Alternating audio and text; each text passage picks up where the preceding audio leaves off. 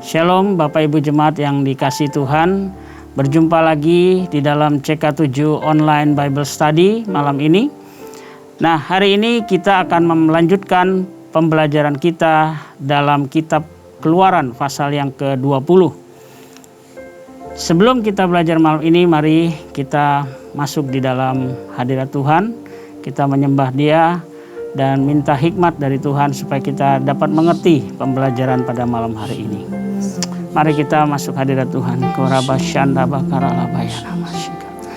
Oribiana masyanda bakara labayana masyanda. Ora bakara bayana masyanda lalaba. Haleluya. Ralaba syanda bakara labayana masyika. Kami bersyukur buat kasih setiamu Tuhan. Kami bersyukur buat kebaikan-Mu. Haleluya. Syandara bakara bayara syandara bakara. Bagaikan bejana siap dibentuk, demikian hidupku di tangan-Mu. Dengan urapan kuasa Roh-Mu, ku dibaharui selalu. Jadikan ku Allah dalam rumah-Mu, gamilah hidupku di tangan-Mu. Turut kehendak-Mu, pakailah sesuai rencana-Mu.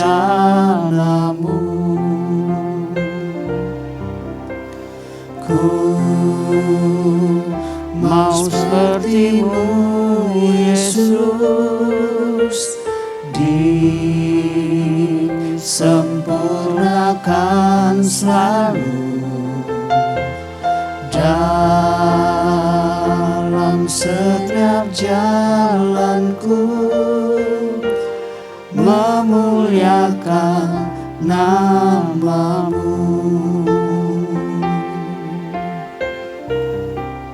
Mari kita katakan, bagaikan bejana, Bagaikan bejana bentuk kami Tuhan siap dibentuk, melalui firman-Mu pada malam ini. demikian hidupku di tangan-Mu.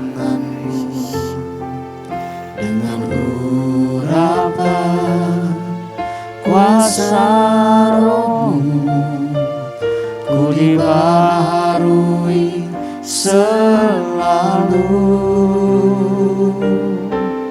Jadikan ku Allah dalam rumah-Mu, inilah hidupku di tangan-Mu.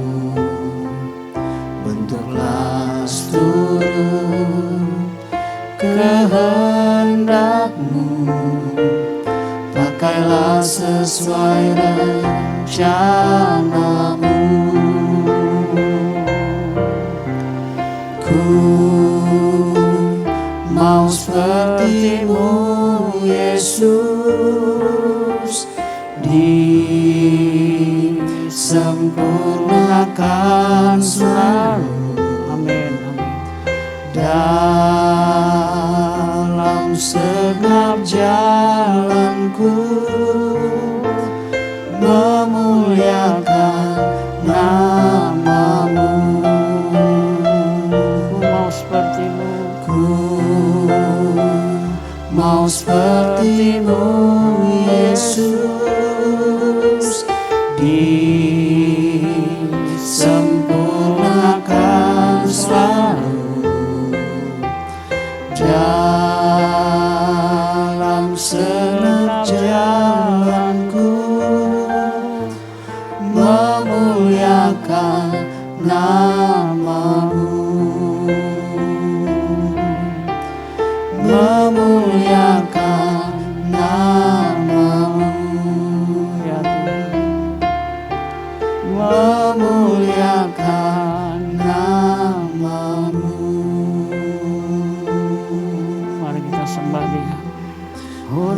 nama sandara labu ya nama sandara. Iya nama ya nama sandara.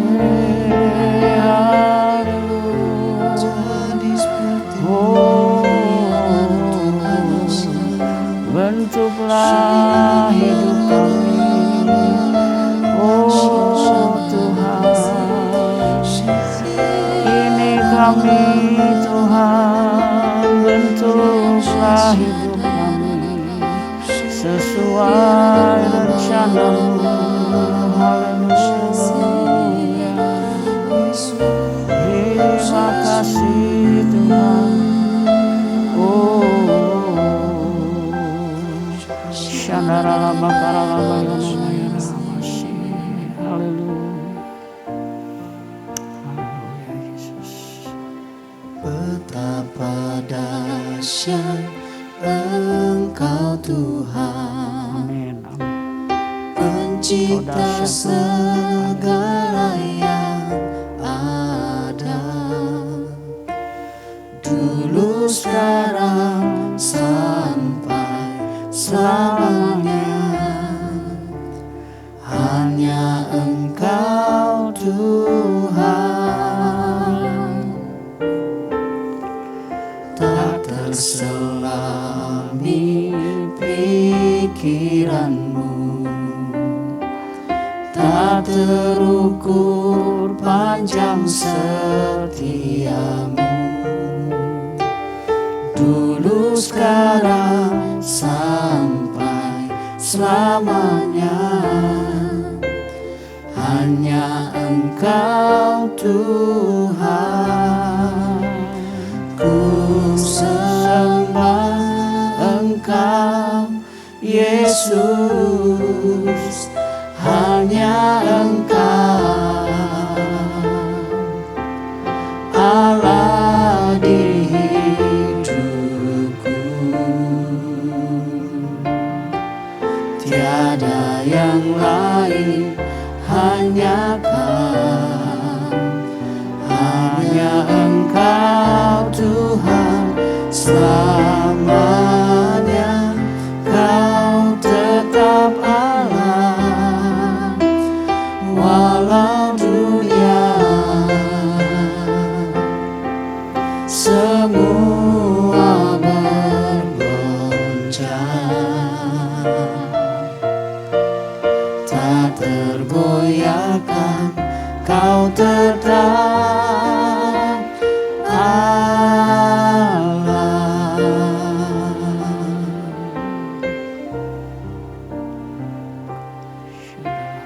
Betapa dahsyat Engkau Tuhan, Amin Tuhan.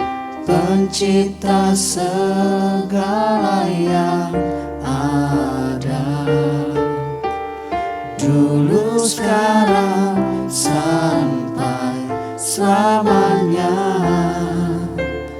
Hanya Engkau Tuhan, tak terselami pikiran-Mu, tak terukur panjang setia-Mu. Dulu sekarang sampai selamanya. Hanya Engkau Tuhan. Ku sembah Engkau Yesus, hanya Engkau Allah di hidupku. Tiada yang lain, hanya Kau, hanya Engkau Tuhan selamanya. Kau tetap Allah, walau dunia semua bergoncang, tak tergoyahkan.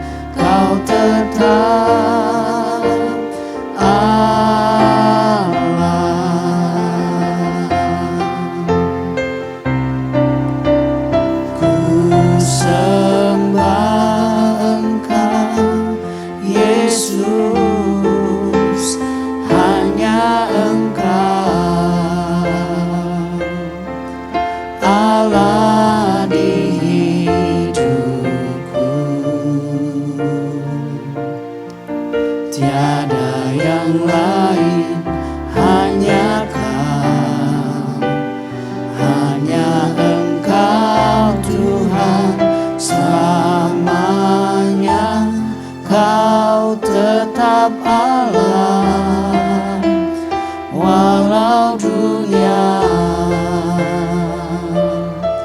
semua bergoncang, tak tergoyahkan. Kau tetap Allah, Kau tetap Allah, Kau tetap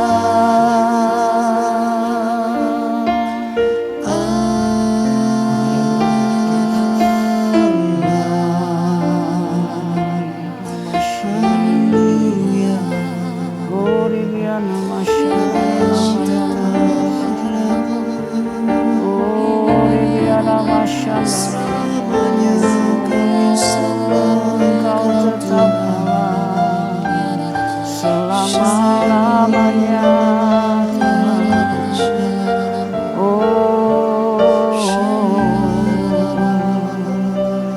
Haleluya. Syakarabaya namanya. Haleluya, haleluya. Bapa, kami bersyukur untuk malam hari ini. Terima kasih kami ada di dalam CK7 Online Bible Study malam ini. Biarlah kiranya hikmat dan juga pengajaran itu turun atas kami dan juga semua kami yang ada di rumah, jemaat-Mu, saudara-saudara kami. Biar kami boleh belajar malam ini ya Tuhan. Urapi hamba-Mu dan kami semua malam ini. Di dalam nama Tuhan Yesus, nama yang berkuasa di bumi di surga, kami berdoa. Amin. Ya, Bapak Ibu yang dikasih Tuhan, kita akan lanjutkan ya pelajaran kita pada Keluaran pasal yang ke-20. Nah, isi daripada Keluaran 20 ini adalah 10 perintah Tuhan. Ya, kalau dalam bahasa aslinya Torah, artinya pengajaran begitu ya. Nah, di dalam Keluaran 20 ini sebenarnya kalau kita mau lihat secara dalam ya, bahwa inilah sebenarnya ungkapan isi hati Allah di mana Ia mau menjadi Allah bagi Israel.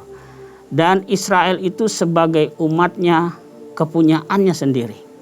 Ya, itu isi hati Tuhan di dalam firman ini ya. Nah, pernyataan ini dimateraikan dengan memberi 10 butir hukum Taurat ya sebagai materainya. Nah, 10 hukum ini Bapak Ibu kita akan belajar ya, itu akan kita bagi menjadi 2 bagian ya 10 hukum ini. Nah, bagian yang pertama itu kita akan belajar bahwa perintah 1 sampai 4 itu berbicara mengatur hubungan manusia dengan Allah. Ya. Kalau Bapak Ibu mau pelajari lagi bisa dirangkum itu ya di dalam Ulangan pasal 6 ayat yang ke-5 ya. Jadi kita bagi bagian pertama itu adalah perintah untuk mengatur hubungan manusia dengan Allah. Nah, di bagian yang kedua Bapak Ibu itu adalah perintah ke-5 sampai 10. Nah, itu mengatur hubungan manusia dengan sesamanya. Ya, waktu itu hubungan Allah dengan orang Israel. Nah, kalau Bapak Ibu mau lihat rangkumannya itu ada juga di dalam kitab Imamat 19 ayat 18 ya. Nah, apa sih tujuan dari pemberian hukum ini? Ya, hukum itu diberikan yang pertama sebagai materai perjanjian yang dibuat oleh Allah dengan orang Israel dan menetapkan Dia sebagai Allahnya dan Israel sebagai umatnya. Yang kedua, tujuan daripada pemberian hukum ini adalah supaya orang Israel bisa belajar bagaimana hidup benar di hadapan Allah dan di hadapan sesama. Ya. Yang ketiga, tujuan pemberian hukum membentuk karakter orang Israel untuk menjadi kerajaan imam dan bangsa yang kudus bagi Tuhan. Ya, itu ada di Keluaran 19 ayat 6, ya. Nah, yang keempat, tujuan pemberian hukum sebagai pagar yang melindungi umat Tuhan agar tetap berada dalam berkat perjanjian dengan Allah. Ya, jadi yang keempat tujuan daripada pemberian hukum adalah sebagai pagar yang melindungi umatnya agar tetap berada di dalam berkat perjanjian dengan Tuhan. Ya. Nah, yang kelima, yang terakhir, tujuan pemberian hukum adalah menegaskan apa itu dosa dan perintah untuk tidak melakukannya. Ya, jadi yang kelima tujuannya adalah untuk menegaskan, ya, apa itu dosa dan perintah untuk tidak melakukan dosa. Ya, baik. Nah, sekarang secara garis besar Bapak Ibu, ya, kita akan belajar pembagian garis besar hukum itu ada bagiannya juga, ya. Nah, hukum Taurat yang biasa kita kenal dalam bahasa Ibrani itu Torah, ya, artinya ajaran, itu dapat dibagi ke dalam 3 golongan, ya. Yang pertama adalah bicara hukum moral. Itu isinya 10 perintah Allah tadi, ya. Hukum moral itu 10 perintah Allah. Nah, apa aja hukum moral ini? Itu peraturan-peraturan untuk hidup kudus di hadapan Tuhan, ya. Dan sifatnya itu kekal. Yang kedua, pembagiannya adalah hukum sipil atau sosial. Apa isinya? Hukum ini mengatur kehidupan dengan sesama sebagai bangsa pilihan Allah. Nah, hukum ini, ya, hanya berlaku di wilayah Israel. Ya, hukum sipil ini. Nah, yang ketiga pembagiannya adalah hukum liturgi atau ibadah. Jadi, hukum liturgi ibadah itu membahas apa aja? Dia isinya adalah membahas syarat, bentuk dan tata cara penyembahan orang Israel kepada Tuhan dan peraturan untuk persembahan korban. Ya, jadi ada 3 bagian tadi. Yang pertama hukum moral, ya, ini secara garis besar, ya, hukumnya. Hukum moral, hukum sipil atau sosial, dan yang ketiga adalah hukum liturgi atau ibadah. Nah, hukum liturgi atau ibadah ini telah digenapi Bapak Ibu melalui korban Kristus di kayu salib. Nah, jadi untuk saat ini kita yang sudah ditebus melalui darah Yesus, hukum liturgi ibadah ini tidak berlaku lagi. Ya, kita sudah ada di dalam hukumnya Kristus, begitu. Ya. Oke. Nah, kita coba lihat ke-10 hukum itu dan aplikasinya sekarang, ya. Yang pertama kita akan baca dulu, ya. Di sini dikatakan, lalu Allah mengucapkan segala firman ini. Akulah Tuhan Allahmu yang membawa engkau keluar dari tanah Mesir, dari tempat perbudakan. Bapak Ibu, yang pertama dibuka, ya, oleh Tuhan. Tuhan ingin menyatakan kembali, ya, mengingatkan orang Israel bahwa akulah Tuhan yang membawa engkau keluar dari Mesir, dari tempat perbudakan. Jadi Tuhan mau Israel itu mengerti cuman satu Allah yang bisa selamatkan mereka. Maka itu Tuhan menyatakan lagi di awal pembukaan sebelum dia menyatakan hukumnya, dia katakan, akulah Tuhan yang membawa engkau keluar dari Mesir, dari tanah perbudakan itu. Ya, jadi penting sekali kita mengakui, kita percaya, kita imani bahwa dialah satu-satunya penyelamat kita di dalam Kristus Yesus Tuhan. Ya, nah kita baca, ya, yang ayat yang ketiga di sini dikatakan, jangan ada padamu Allah lain di hadapanku. Nah, ini perintah yang pertama Bapak Ibu, ya. Apa aplikasinya? Artinya gini, jangan melihat atau memperlakukan Tuhan itu seperti dewa-dewa di Mesir, ya. Hanya Dia satu-satunya Allah. Ini tujuannya. Tuhan berkata bahwa jangan ada Allah lain di hadapanku. Jadi jangan memperlakukan Tuhan itu seperti dewa-dewa. Ya, banyak orang berpola pikir hari-hari ini juga melihat Tuhan itu sebagai dewa. Kalau perlu kita ambil, ya. Kalau enggak kita simpan lagi, begitu, ya. Kita sembah. Kalau sudah nggak ada ininya lagi, kita buang. Nah, kayak seperti itu, ya. Tetapi kita sudah mengerti bahwa hanya satu Allah yang hidup dan berkuasa dalam hidup kita, yaitu Allah di dalam Kristus Yesus Tuhan, ya. Nah, hati-hati yang ketiga.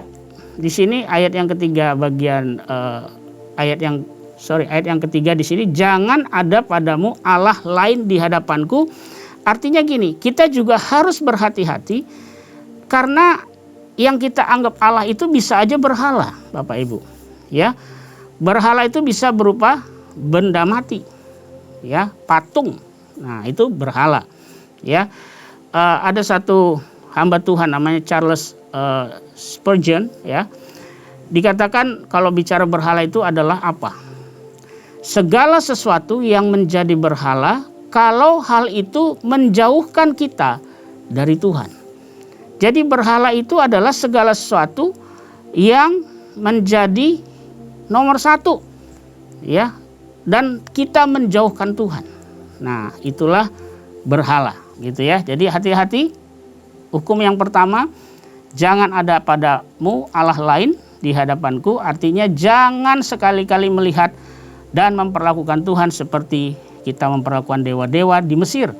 Ya, hanya Dialah satu-satunya Allah, dan hati-hati dengan berhala. Oke. Nah, perintah yang kedua dikatakan ayat yang keempat, jangan membuat bagimu patung yang menyerupai apapun yang ada di langit di atas, atau yang ada di bumi di bawah, atau yang ada di dalam air di bumi. Jangan sujud menyembah kepadanya atau beribadah kepadanya. Sebab aku, Tuhan Allahmu, adalah Allah yang cemburu, yang membalaskan kesalahan bapa kepada anak-anaknya, kepada keturunan yang ketiga dan keempat dari orang-orang yang membenci aku. Ayat ke-6, tetapi aku menunjukkan kasih setia kepada beribu-ribu orang, yaitu mereka yang mengasihi aku dan yang berpegang pada perintah-perintahku. Nah, Bapak Ibu, hukum yang kedua ini, perintah yang kedua ini, kita harus hati-hati bahwa Allah itu bukanlah benda mati. Dia adalah roh, dia tidak berdiam di dalam benda mati, ya. Nah, Allah itu juga seorang pribadi. Kenapa dikatakan dia seorang pribadi? Karena dia bisa rasa cemburu. Ya, dia mau juga dihormati, dihargai. Ya. Karena itu waktu kita mau menyembah Tuhan, ingat Allah itu roh, ya. Dia tidak berdiam di dalam benda mati. Tapi Allah itu roh. Oke?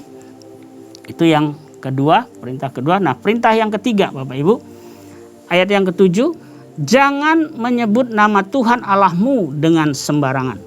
Sebab Tuhan akan memandang bersalah orang yang menyebut namanya dengan sembarangan.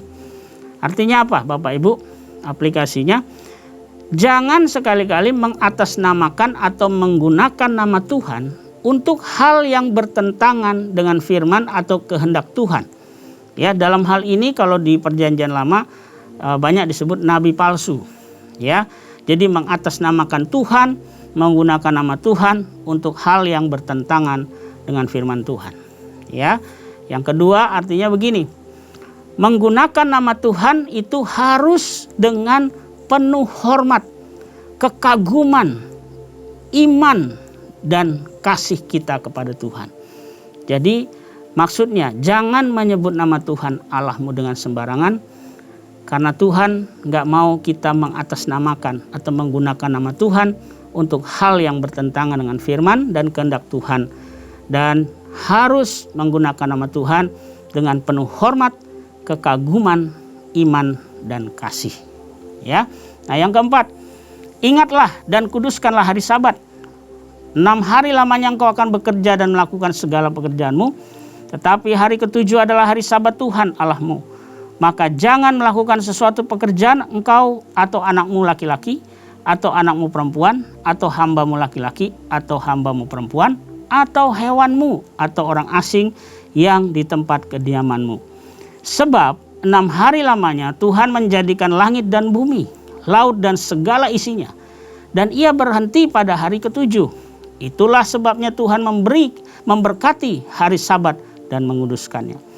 Artinya begini Bapak Ibu, aplikasinya ya. Tuhan itu menciptakan Sabat untuk manusia, ya.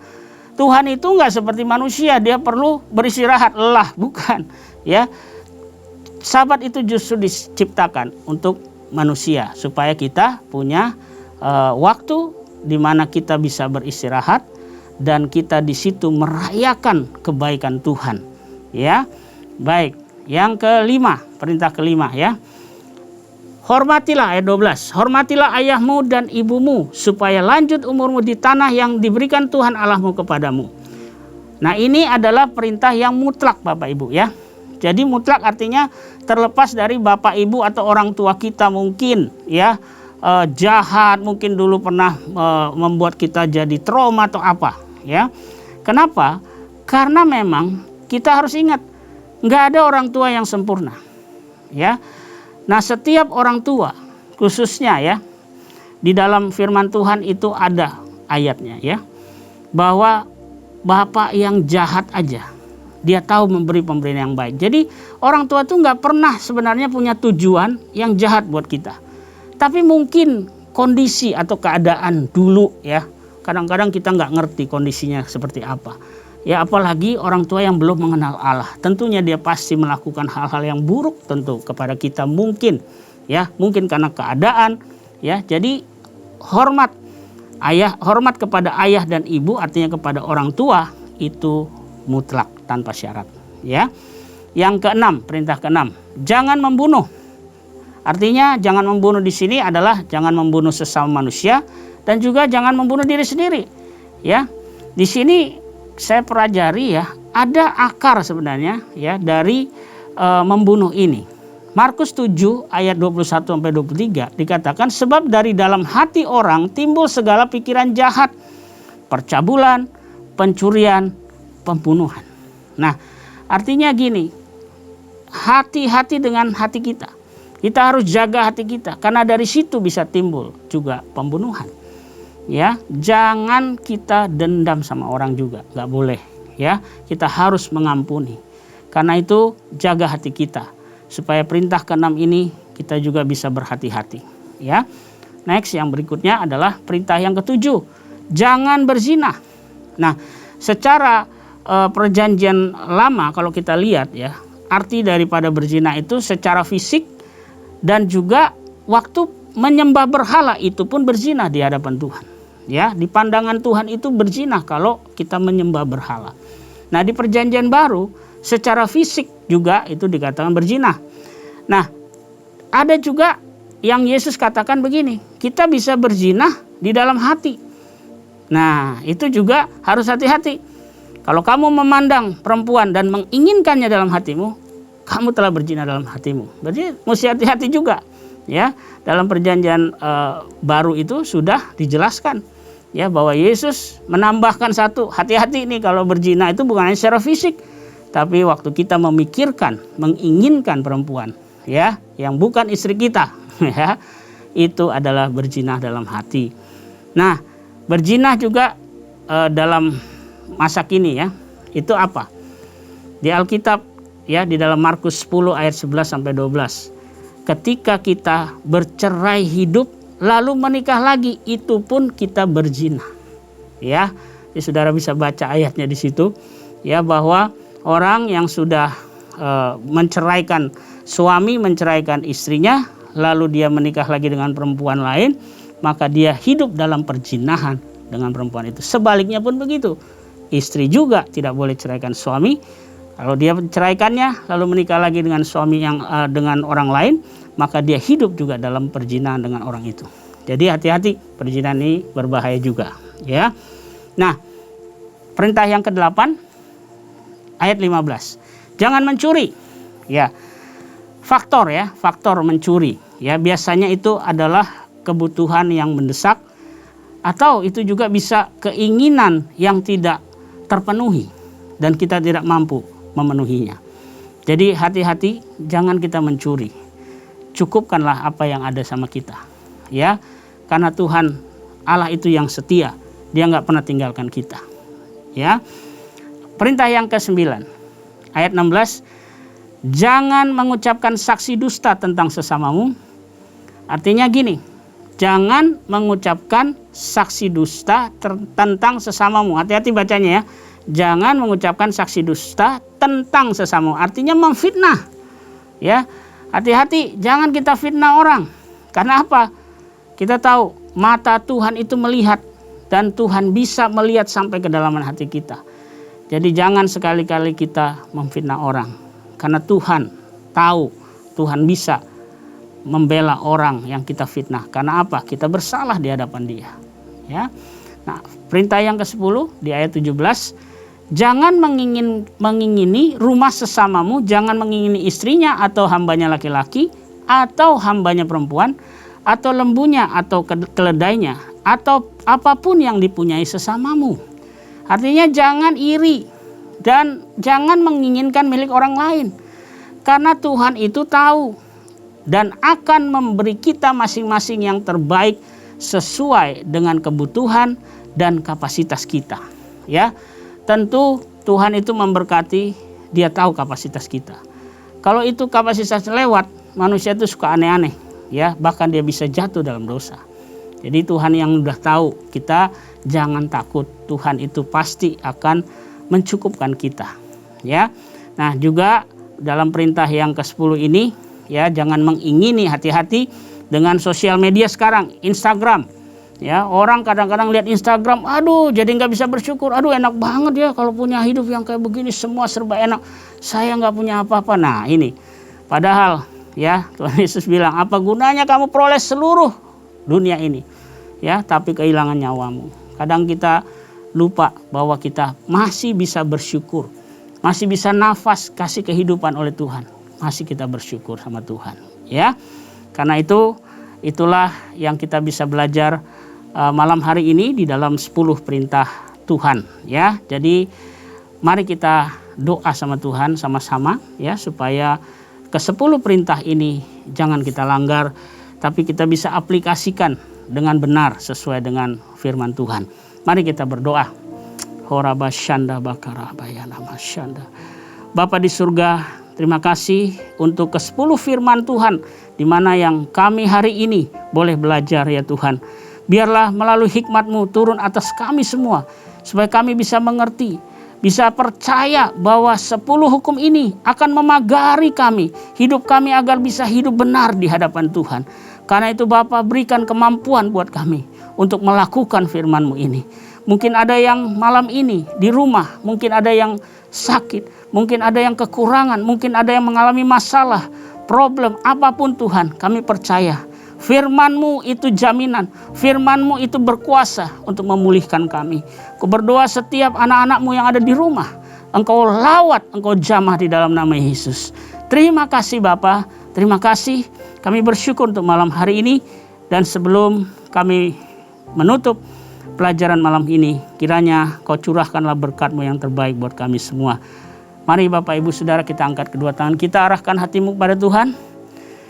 Pulanglah dan terimalah berkat yang berlimpah-limpah dari Allah Bapa kita, kasih karunia dalam anak yang tunggal Tuhan kita Yesus Kristus, dan persekutuan yang manis dengan Roh Kudus menyertai kita semua mulai saat ini sampai Maranatha. Tuhan Yesus datang menjemput kita semua di awan-awan yang permai, bahkan untuk selama-lamanya. Kita yang percaya dan diberkati Tuhan, sama-sama kita katakan amin. Selamat malam, selamat beristirahat.